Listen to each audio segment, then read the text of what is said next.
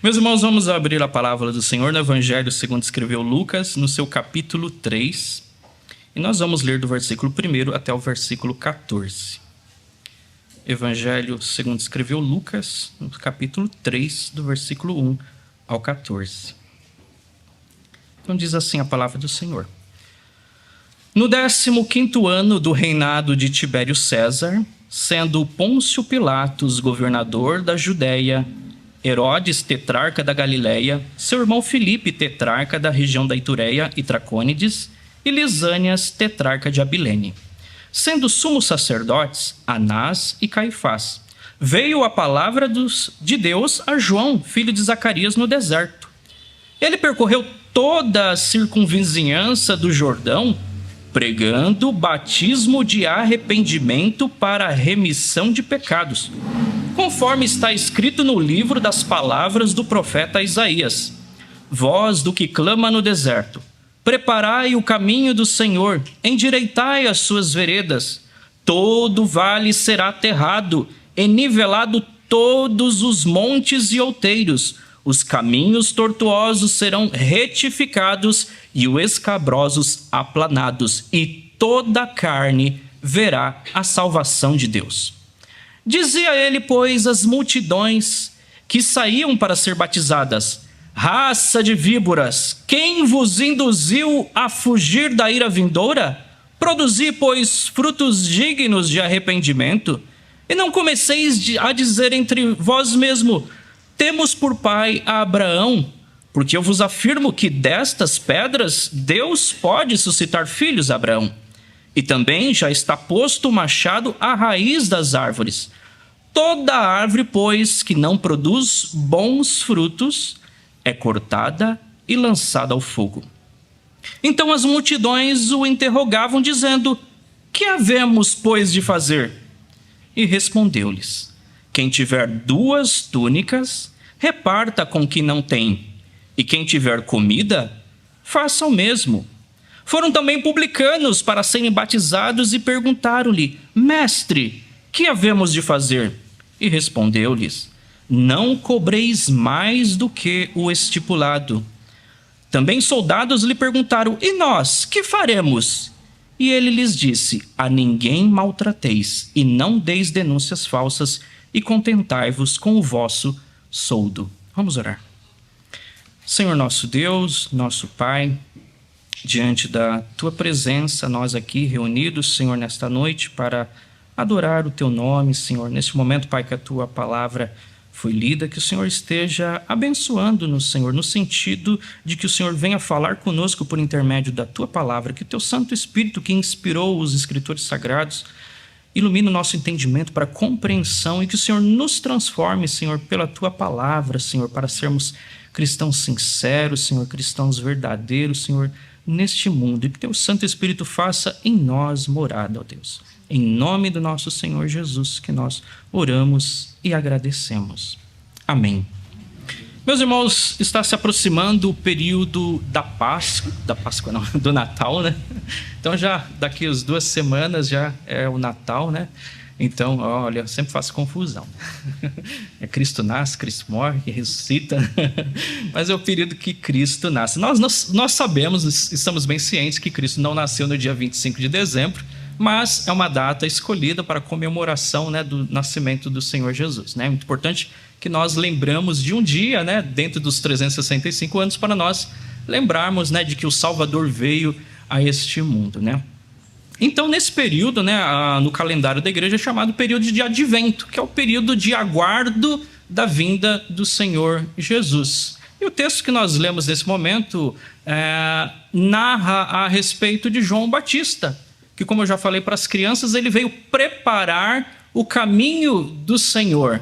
Então, a figura de João é bastante importante para o Evangelho. Na leitura que nós fizemos também, na leitura inicial de Isaías 40, também mostra, né, o profeta Isaías já profetizando a respeito de João.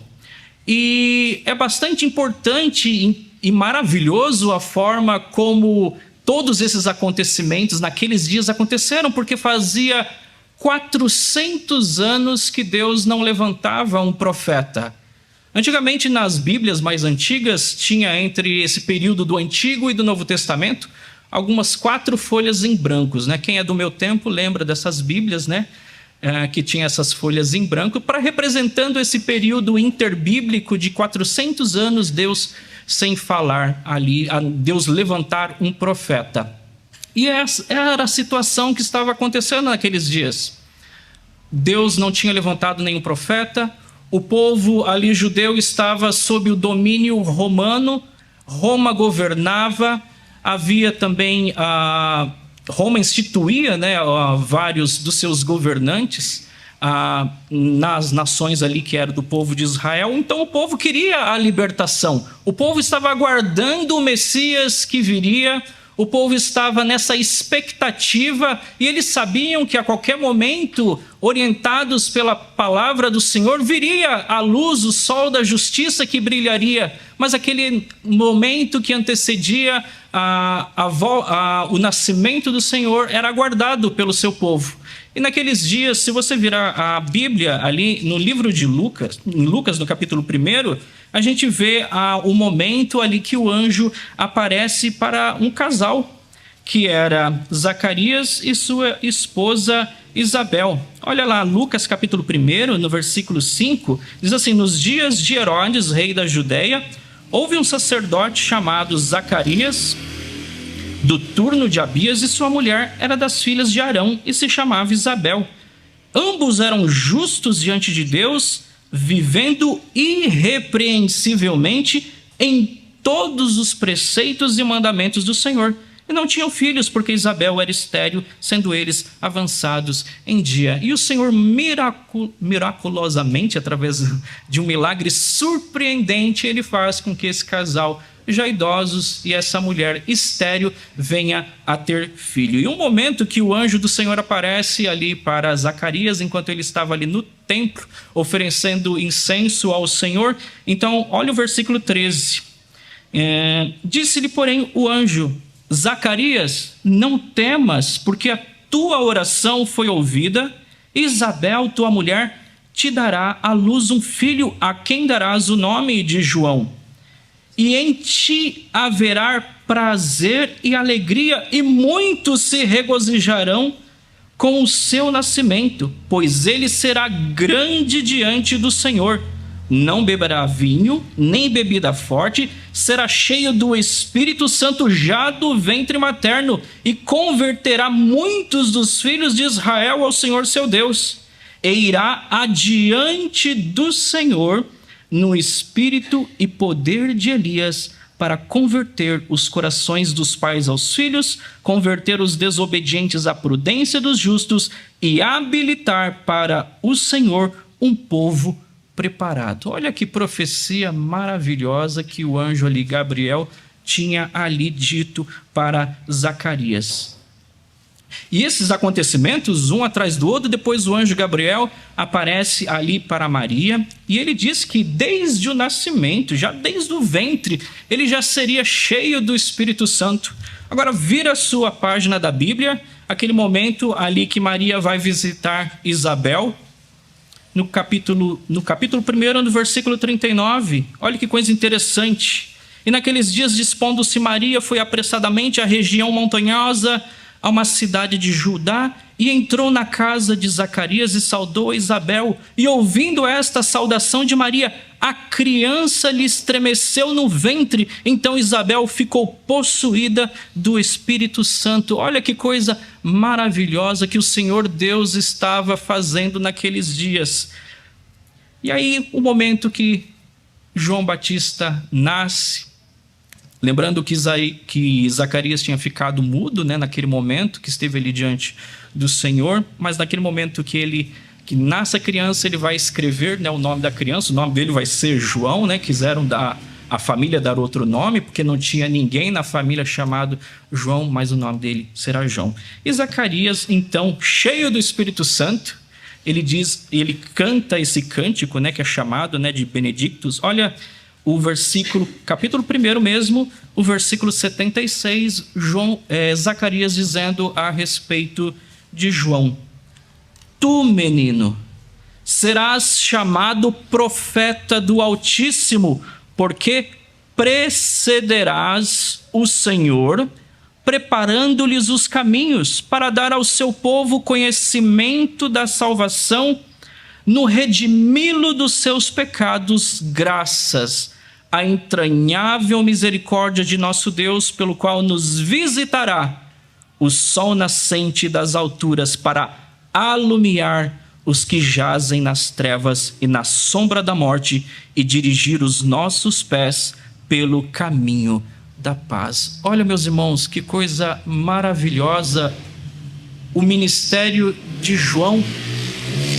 Ele foi escolhido pelo Senhor para preparar o caminho do Senhor, para trazer o conhecimento da salvação no redimir do povo dos seus pecados, a qual visitará o sol nascente das alturas. Então, o momento que o Senhor Jesus viria, e João preparava ali, através da sua pregação, o caminho do Senhor.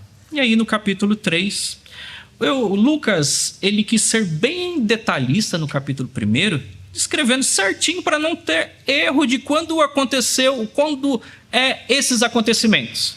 Então ele vai lá no 15º ano do reinado de Império César. Olha, quem era governador ali da Judéia era Pôncio Pilatos. Herodes era o tetrarca da Galileia, seu irmão Filipe, tetrarca da região da Itureia, Tracônia e Lisânia, tetrarca de Abilene. Então ele vai bem detalhadamente dizer qual era o período político, quem eram os governantes de toda aquela região, para não ter dúvida de quanto a esses acontecimentos. E ali, dentro do período da religião judaica, e sendo sumos sacerdotes, Anás e Caifás, e veio a palavra de Deus a João, filho de Zacarias, no deserto.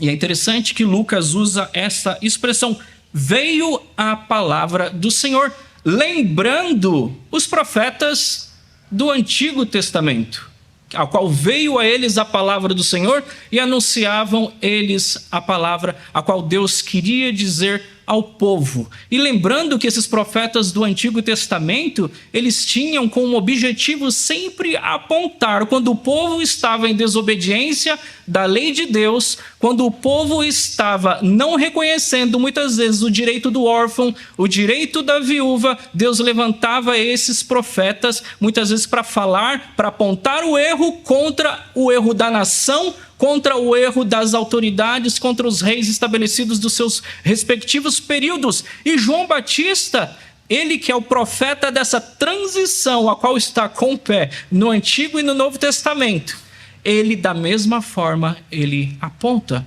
os erros. Ele chama o povo ao arrependimento. Não lembram? No momento que ele chama, que ele aponta ali o pecado de Herodes, de Herodias.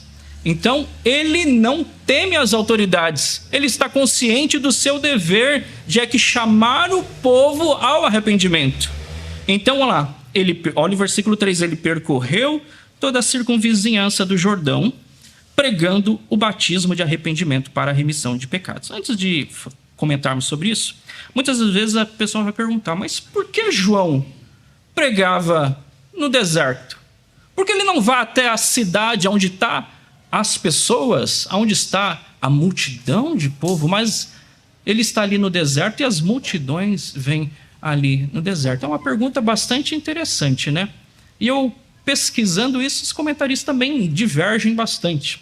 Alguns comentam, falam, talvez ele queria representar, era uma simbologia do que seria o coração do homem, um coração árido, um coração seco que precisava da graça do Senhor. Por isso era necessário que João estivesse ali no deserto. E logo nessa região do deserto, bem próximo ainda ao Rio Jordão. Mas isso a Bíblia não diz claramente, é somente comentário de alguns comentaristas. Mas João estava ali no deserto, pregando o batismo de arrependimento. Então ele percorreu toda a circunvizinhança do Jordão, a região ali onde o Rio Jordão passava, pregando o batismo de arrependimento para a remissão de pecados.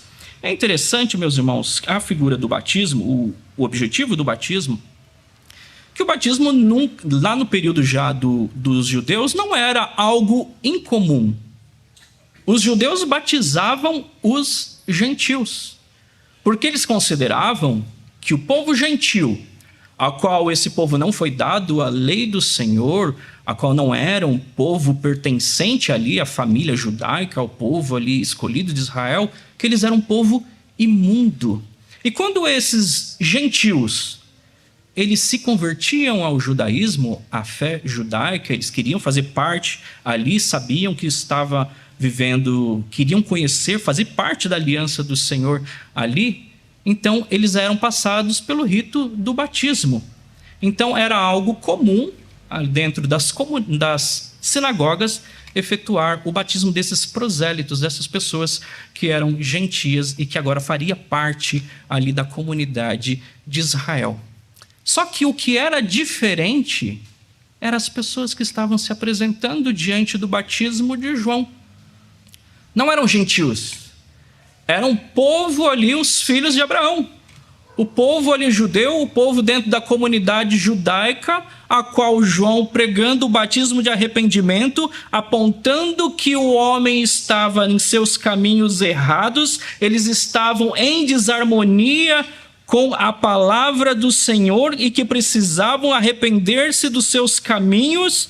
Então eles vinham como sinal de que se arrependeram dos seus pecados, ser batizado, passar por esse ritual de purificação a qual simbolizavam ele estar ali uma nova criatura. O que João estava pregando, meus irmãos, era na necessidade de uma conversão, necessidade de mudança radical da mente e do coração do povo.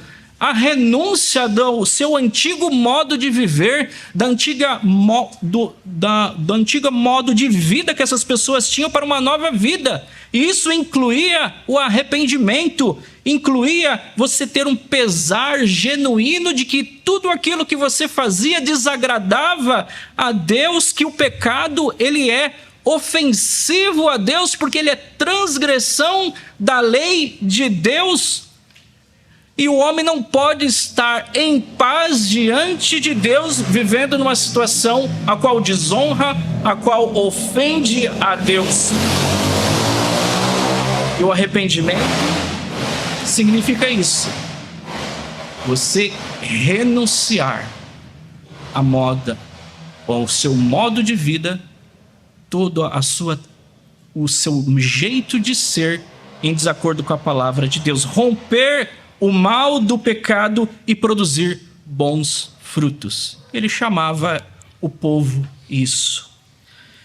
E Lucas identifica, não só Lucas, mas também os outros evangelistas, como Mateus e Marcos, que era para se cumprir, que ele estava se cumprindo nesse momento, a palavra do Senhor, no versículo 4, conforme está escrito no livro das palavras do profeta Isaías. E o que diz Isaías? Voz do que clama do deserto. Então ouve-se uma voz lá no deserto. Então tem uma voz lá no deserto. O que essa voz está dizendo? Preparai o caminho do Senhor, endireitai as suas veredas, todo vale será aterrado e nivelado, todos os montes e outeiros, os caminhos tortuosos serão retificados e os escabrosos aplanados, e toda a carne verá a salvação de Deus. E o que o João está fazendo é aplanando esses caminhos, esses vales ali tortuosos, esses outeiros, está nivelando, fazendo aquele serviço de terraplanagem. Quem já fez terraplanagem, contratou o serviço, o terreno está todo desnivelado, ele vai agora ser retificado e nivelado. E o que o João está fazendo, através da sua pregação, através de chamar o povo ao arrependimento dos seus pecados, é preparar esse caminho do Senhor. Ele está anunciando, ele está apontando, o Messias aí vem. Não era João, ele não era o Messias, mas ele estava já preparando para que quando o Senhor viesse, o Senhor Jesus, que já estava prestes a aparecer, os caminhos já estavam ali preparados. É interessante como o evangelista João fala a respeito de João. No capítulo 1, no versículo 6, diz assim, do evangelho de João: houve um homem enviado por Deus, cujo nome era João. Este veio como testemunha para que testificasse a respeito da luz, a fim de todos vierem crer por intermédio dele. Ele não era luz, mas veio para que testificasse da luz, a saber, a verdadeira luz que, vinda ao mundo, ilumina a todo o homem. Então João estava ali, não era ele a luz, mas estava ali testificando, estava ali apontando do Cristo que viria. E no momento ali, o próprio João, no seu capítulo 1, no versículo 29, diz o momento que ele viu o Senhor Jesus que vinha até ele e ele disse: eis o Cordeiro de Deus que tira o pecado do mundo. Estava ali ele preparando o caminho do Senhor, efetuando por meio da graça e pelo poder de Deus uma completa mudança no coração e na mente, chamando a se endireitar o caminho do Senhor, para que tudo que estivesse torto, em desarmonia com a vontade do Senhor, estivesse agora em harmonia. E no capítulo 7, agora, diz assim: dizia ele, pois, às multidões que saíam para serem batizadas. Olha que interessante. Ele pregando ali o batismo de arrependimento e o povo que está vindo a esse batismo. Olha o que ele diz: raça de víboras, quem vos induziu a fugir da ira vindoura? Produzi, pois, frutos dignos de arrependimento? E não comeceis a dizer entre vós mesmos: temos por pai Abraão? Porque eu vos afirmo que destas pedras Deus pode suscitar filhos a Abraão. E também já está posto o machado à raiz das árvores. Toda árvore, pois, que não produz bom fruto, é cortada e lançada ao fogo. Muitos dos que vinham ao batismo, por exemplo, nos outros evangelistas, até apontaram, que era algum dos fariseus, algum da classe sacerdotal. Algumas pessoas não vinham com sinceridade. Talvez queriam demonstrar diante do povo: olha, nós temos uma boa consciência diante de Deus e vamos demonstrar que nós nos arrependemos dos nossos erros, e iam até ao batismo. Mas João, enfático, ele afirma: raça de víbora, vocês todos são um bando de cobras. Quem ensinou, quem induziu vocês, quem fez vocês fugirem da ira de Deus? Todo homem pecador está debaixo da ira e da maldição de Deus. Agora, quem induziu vocês a fugir dessa ira de Deus? O apóstolo Paulo, na sua carta aos Efésios, ele vem falar que o homem está debaixo da ira de Deus, é a condição natural do homem. Olha lá, em Efésios capítulo 2, versículo 3, diz assim: entre os quais também todos nós andamos outrora segundo as inclinações da nossa carne, e fazendo a vontade da carne e dos pensamentos, e éramos por natureza filhos da ira, como também os demais. Então o homem não regenerado, ele é filho da ira de Deus. Essa é a condição do homem natural.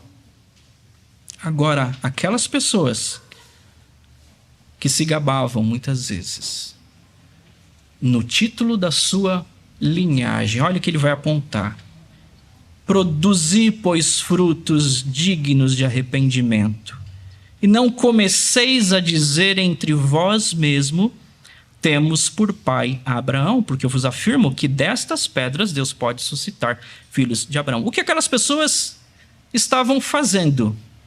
E no que aquelas pessoas confiavam? Elas confiavam na sua linhagem. Olha, eu sou um judeu, eu tenho sangue de Abraão nas minhas veias. E por confiarem muitas vezes nisso, estavam eles caminhando para a perdição eterna. Porque eles não estavam produzindo os frutos de Abraão, crendo como Abraão creu. Estavam confiando no seu antepassado. É a mesma forma eu acreditar que eu posso viver no meu pecado e achar, porque o meu avô, ele foi um crente fiel a Deus, e isso já me garante livre acesso a Deus, simplesmente porque o antepassado meu estava ali em paz com Deus, agradava a Deus e vivia de conformidade com a lei de Deus. E o que João aponta, que ele chama de raça de víboras, essas pessoas que estavam fugindo da ira vindoura, é que eles venham produzir frutos dignos de arrependimento. Se vocês se arrependeram, estão chegando agora ao batismo, demonstre na vida de vocês o verdadeiro arrependimento. Produza frutos dignos de arrependimento. Demonstre na vida de vocês que vocês realmente se arrependeram dos seus pecados. E não comece a dizer, temos por pai Abraão. Porque eu vos afirmo que destas pedras Deus pode suscitar filhos de Abraão. Não sei se ali João estava apontando para algumas pedras, é bem capaz que sim. Alguns comentaristas dizem que a palavra, ele estava fazendo aqui um jogo de palavras. Porque no aramaico, né, pedra, banim e filho é abanim. Então desses banim, Deus pode transformar em abanim, por uma mudança de uma letra só. Então dessas pedras Deus pode transformar filhos de Abraão. A palavra do Senhor, ela mostra um momento bastante, que eu gosto muito, texto que eu gosto muito, é o momento da conversão de Zaqueu. Zaqueu ali era um publicano, um cobrador de impostos, que tinha defraudado, que tinha usado ali da sua vantagem do seu cargo como cobrador de impostos, defraudado várias pessoas. Mas ele reconhece, ele crê no Senhor Jesus, e o Senhor Jesus diz, né, que ele é filho de Abraão. Hoje houve salvação nesta casa, pois esse também é filho de Abraão. Ali sim, uma pessoa que demonstrou frutos dignos de arrependimento e o qual o Senhor identificou como filho de Abraão. Não aquelas pessoas que vinham muitas vezes demonstrando um arrependimento exterior, mas não produziam nas suas vidas frutos dignos de arrependimento. Isso vale para nós também, meus irmãos, como aplicação para nós também. Muitas vezes nós confiamos em títulos.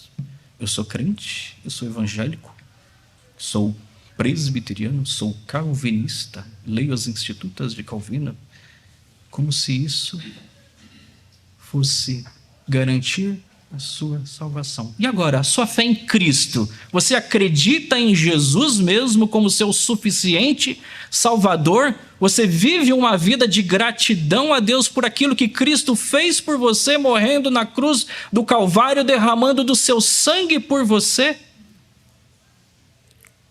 E você está feliz com a vida que você vive? Porque você é crente, presbiteriano, calvinista, reformado, pedobatista, aliancista, por tradição, fé e convicção.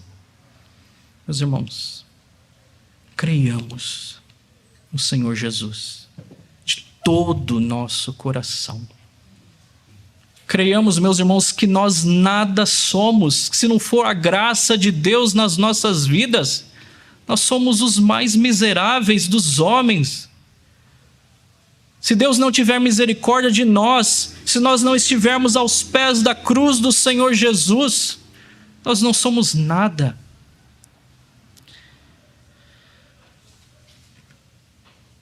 Olha o versículo 9. E também já está posto o machado à raiz das árvores. Toda árvore, pois, que não produz bom fruto, é cortada e lançada ao fogo. João está dizendo que a raiz, o machado, já está junto ali, já está rente ali, aquele tronco daquela árvore, para ser cortado. Está mostrando o quê? Da urgência do homem se arrepender do seu pecado. O momento é agora. O momento oportuno é agora. Não há mais tempo de brincadeira. O machado ali já está na raiz para ser cortado. Produza frutos dignos de arrependimento. Não é momento agora de esperar para mais tempo. Não é momento agora de ficar esperando. É momento agora de se voltar para Deus. É momento agora de se voltar para o Senhor. É momento agora de fazer o caminho, as veredas retas diante de Deus. Produza bons frutos. E João faz essa pregação, apontando ao homem que o juízo de Deus já está prestes. Para o homem pecador, para o homem não regenerado, o juízo de Deus já está à porta, meus irmãos. Nós sabemos que dentre essa primeira e segunda vinda do Senhor, o Senhor Jesus já veio. Então as mensagens que os profetas apontavam de urgência do juízo de Deus, agora estamos mais perto ainda. O Senhor, nós vimos, que o homem não regenerado, ele já está por natureza, ele já é um filho da ira de Deus. Mas o Senhor ainda vai derramar da sua ira. Olha o que diz o texto, o apóstolo Paulo escrevendo aos Tessalonicenses no capítulo 1, no versículo 7, 8 e 9. Quando do céu se manifestar o Senhor Jesus com os anjos do seu poder, em chama de fogo, tomando vingança contra os que não conhecem a Deus e contra os que não obedecem o Evangelho. Olha que coisa, meus irmãos. Quando do céu se manifestar o Senhor Jesus com os anjos do seu poder em chamas de fogo, tomando vingança contra todos os que não conhecem o Evangelho, contra todos os que não conhecem a Deus e contra os que não obedecem o Evangelho. É o machado já a raiz da árvore. E se vão produzir bons frutos, será cortada e lançada ao fogo. O profeta Sofonias, no seu capítulo 1, versículo 14 e 15, diz assim: está perto o grande dia do Senhor, está perto e muito se apressa. Atenção, o dia do Senhor é amargo, e nele clama até o homem poderoso. Aquele dia é dia de indignação, é dia de angústia, é dia de alvoroço e desassolação, dia de angústia e negrume, dia de nuvens e densas trevas. Olha a mensagem do profeta Sofonias para aqueles dias e para nós agora mais do que tudo da urgência. Ele diz: está perto o grande dia do Senhor, e muito se apressa. Atenção, ele faz até uma exclamação: atenção! Não é tempo, meus irmãos, de ficarmos nós satisfeitos da nossa vida. É momento de estarmos mais e mais apegados ao Senhor. João Batista veio pregando o batismo de arrependimento para a remissão de pecados. Ele veio para preparar o caminho do Senhor. Ele veio ali para trazer aquilo que estava torto, retificado, aquilo que estava escabroso, aplanado. E nós agora, crentes aqui do século 21, que já estamos, a qual o Senhor Jesus já veio. Aquilo pelo qual João apontava, o Senhor já apareceu. E nós estamos mais perto ainda do momento da ira do Senhor. E é momento de nós nos apegarmos cada vez mais ao Senhor, demonstrarmos pela nossa vida o arrependimento genuíno, acompanhado de uma vida que produza frutos diante do Senhor.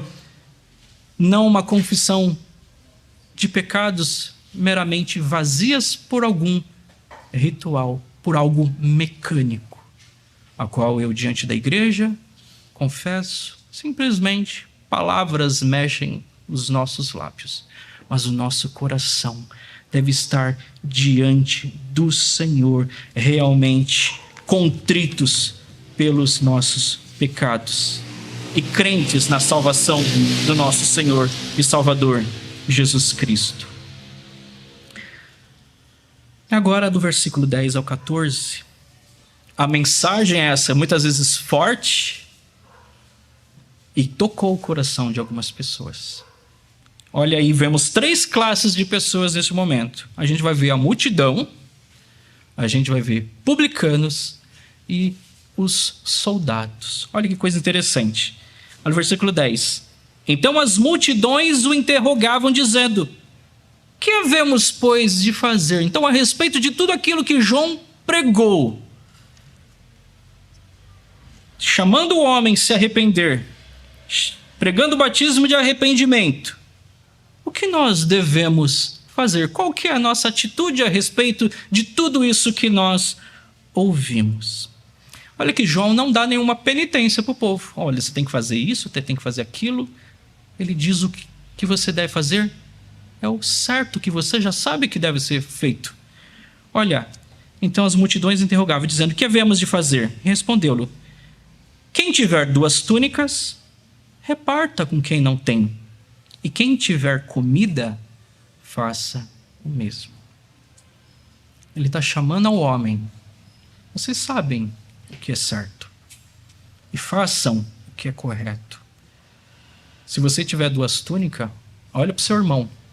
Aquele que não tem, aquele que está provido muitas vezes de um bem material que é necessário para a subsistência dele. Se você tiver 2, dá uma para o seu irmão. Da mesma forma, comida. Se você tiver, dê ao seu irmão. Ajude ao seu próximo, ao seu irmão. Isso falando às multidões. Isso é produzir frutos dignos de arrependimento. O coração humano, meus irmãos, é um coração egoísta. É um coração que quer acumular para si.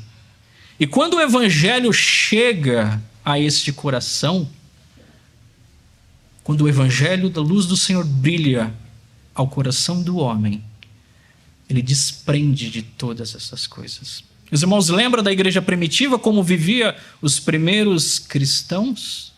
Não permitiam que ninguém tivesse falta de nada, mas eles voluntariamente distribuíam conforme alguém tinha necessidade. Não era algo obrigado, simplesmente porque o coração deles estavam ali, atentos à necessidade do seu irmão. E outra coisa bastante interessante, que João ali não vem reivindicar: olha, se você está sem uma túnica, reivindique ao Estado, que o Estado deve fornecer. Começa em nós, meus irmãos. É em nós. Não é apontando para o outro, nem para o governo. É em nós. Se nós vermos a necessidade do nosso irmão, é nós. Fazer o bem a todos, principalmente aos domésticos da fé. Olha que coisa interessante. Principalmente aos domésticos da fé. Aí vem agora uma outra classe de pessoas. Olha o versículo 12. Foram também publicanos para serem batizados e perguntaram-lhe: mestre, que havemos de fazer? Os publicanos, quem eram essas pessoas? Eram pessoas ali que eram designados pelo governo romano. Eles pagavam, essas pessoas eram pessoas ali, dentre os próprios irmãos ali hebreus, judeus mesmo. Eles pagavam a Roma um valor de impostos para eles terem o direito de cobrar os impostos, entradas, saídas de mercadorias que eram comercializadas ali no país.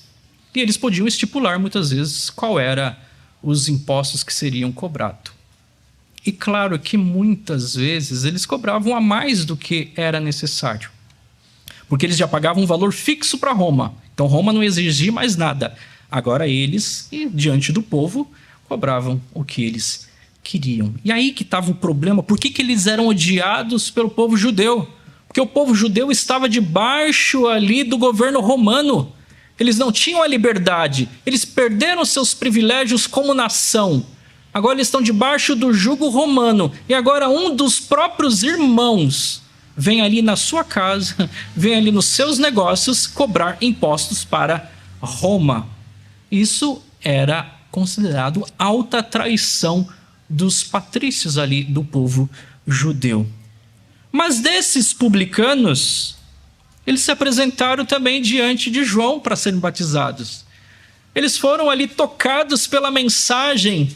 Eles entenderam que aquilo pelo qual eles estavam fazendo era errado e queriam viver e servir ao Senhor. E perguntaram: mestre, que havemos de fazer? E olha a resposta de João: não cobreis mais do que o estipulado. João não entra no mérito se é errado ou se é certo cobrar impostos. Se é estabelecido, não cobra mais do que o estipulado. Um peso, uma medida. Cobre o imposto, mas daquilo que é certo e daquilo que está estipulado. Não vá além disso. Agora, uma outra classe de pessoas ali. Também os soldados lhe perguntaram: e nós? Que faremos?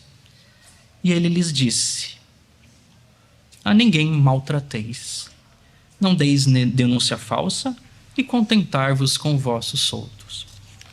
Então ali, para os soldados ali daquela época, que tinham e que muitas vezes usavam da sua força ali, do seu poder militar, para muitas vezes dentre o povo da sociedade, para forçar algum julgamento. Muitas vezes eram até muitas vezes pagos por alguém mais poderoso, que pagavam a eles para usar da sua força militar. Então, não maltrateis a ninguém. Não use da vantagem do seu cargo, da sua força militar para maltratar alguém. Não deis denúncia falsa. E contentai-vos com o vosso soldo, contentai-vos com o vosso salário. Meus irmãos, se nós hoje, com as nossas forças militar, policial que tem, e com os nossos direitos humanos já estabelecidos, muitas vezes há um abuso, muitas vezes de autoridade. Imagina naquele período que não tinha essas leis como nós temos hoje. Então, a qual era pago, muitas vezes aquele que tinha mais poder, muitas vezes o soldado ia por aquele, a qual pagava para ele, e usava da sua força e da sua autoridade militar para fazer o que bem queria, os seus patrões e a quem assalariava essas pessoas. Então, contentai-vos com o vosso salário. Não maltrate ninguém e nem aceite denúncia falsa. Essa era a mensagem de João para as pessoas que vinham até ele. Ele pregava batismo de arrependimento para a remissão dos pecados, chamando o povo para que se voltasse para o Senhor. Assim como os profetas da antiga aliança, do Antigo Testamento, clamando ao povo para que voltasse a observar a lei do Senhor, para que andasse no caminho do Senhor, João, ali, que era o precursor que veio para apontar o caminho do Senhor, da mesma forma ele estava ali, da mesma forma, usando ali do seu chamado para chamar o povo a que viesse viver em conformidade com a lei do Senhor. E o Senhor Jesus, no texto de Mateus capítulo 11, diz assim a respeito de João: e que saístes a ver no deserto? Que vocês saíram para ver no deserto? Um caniço agitado pelo vento? Então uma varinha ali agitada pelo vento? Sim, que saíste a ver? Um homem vestido de roupas finas? Ora, os que vestem roupas finas assistem nos palácios reais. Mas para que saístes? Para ver um profeta? Sim, eu vos digo, e muito mais que profeta. Este é de quem está escrito: eis aí eu envio diante da tua face o meu mensageiro, o qual preparará o teu caminho diante de ti. Em verdade, eu vos digo, entre os nascidos de mulher, ninguém apareceu maior do que João Batista, mas o menor no reino dos céus é maior do que ele. E desde os dias de João Batista até agora, o reino dos céus é tomado por esforço, e os que se esforçam se apoderam dele. Porque todos os profetas e a lei profetizaram até João. E se quereis reconhecer, ele mesmo é Elias que estava para vir. Quem tem ouvidos para ouvir, ouça. O Senhor Jesus dando ali testemunho a respeito de João. Meus irmãos, aquilo de que ouvimos nesta noite. Deus, Ele providenciou de forma milagrosa para que o momento certo do qual Cristo viria, Ele providenciou alguém para preparar o caminho do Senhor. A mensagem de João, preparando o caminho do Senhor, era a mensagem e pregação de arrependimento. Algo que deve ser pregado constantemente nas nossas vidas. Porque nós temos a tendência sempre de desagradar ao Senhor, de seguir os nossos próprios caminhos. A mensagem que nós devemos sempre voltar é de voltar ao Senhor, voltar à palavra do Senhor. Nós percebemos que o nosso coração está se desviando, é momento de nós pedirmos misericórdia, é momento de arrependermos. E isso, meus irmãos, até a volta do Senhor, nós devemos estar procurando sempre se arrepender dos nossos pecados e reconhecendo a salvação em Cristo Jesus. João apontava para a luz que viria, que é o Senhor Jesus, e ele veio. E graças a Deus que ele veio o Salvador, e através dele, do Senhor Jesus, que nós temos a remissão dos nossos pecados. Que Deus abençoe, meus irmãos, cada um de vocês.